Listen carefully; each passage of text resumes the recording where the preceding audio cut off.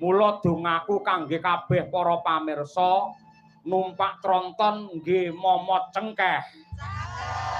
Muga-muga kabeh penonton rejekine akeh.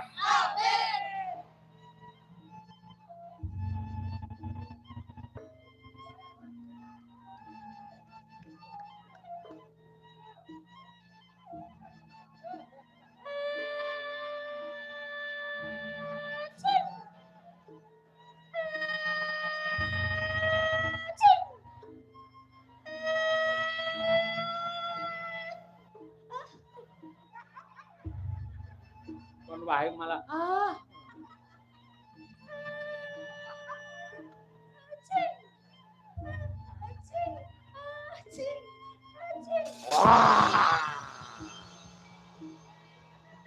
kabeh para penonton yen mirsani wayang nganti tancep kayon tak dongake putra putrine soleh lan solekah.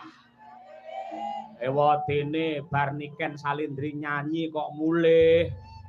Muga-muga brambange dipangan ama.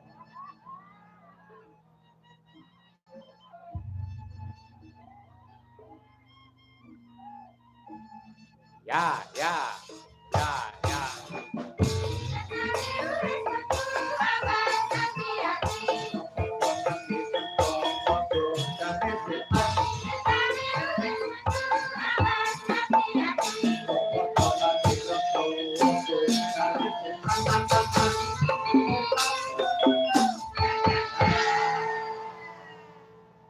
Iso sakmene gowedine.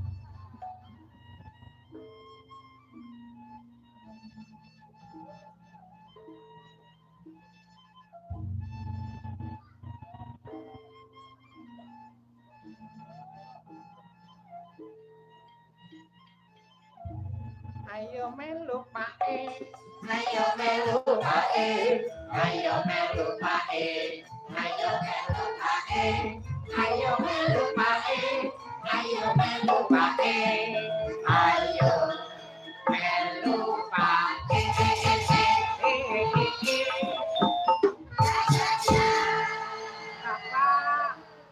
Bapak. Apa? Bapak arep nang endi? Kowe rasah melu aku. Bapak arep dolan. Aku wis kesel ning omah diseneni karo mbokmu. Arep dolan nang ndi? Cah cilik ra entuk melu. Lah arepe dolan nang ndi? Bapak tak golek hiburan ning guyangan.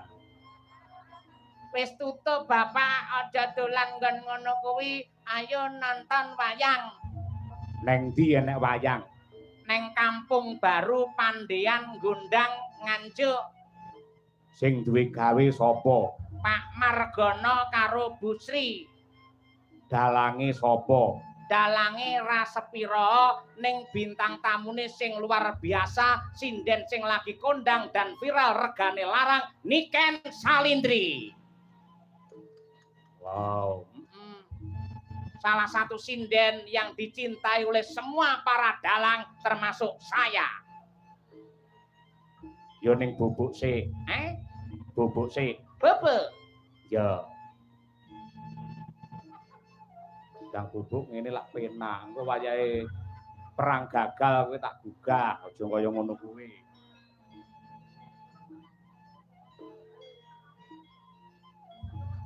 Bapak. Ngopo? Anuku diselamat li'e. Apa? Lato-latoku. Mula bubuk. Bubuk. Bubuk. Ya.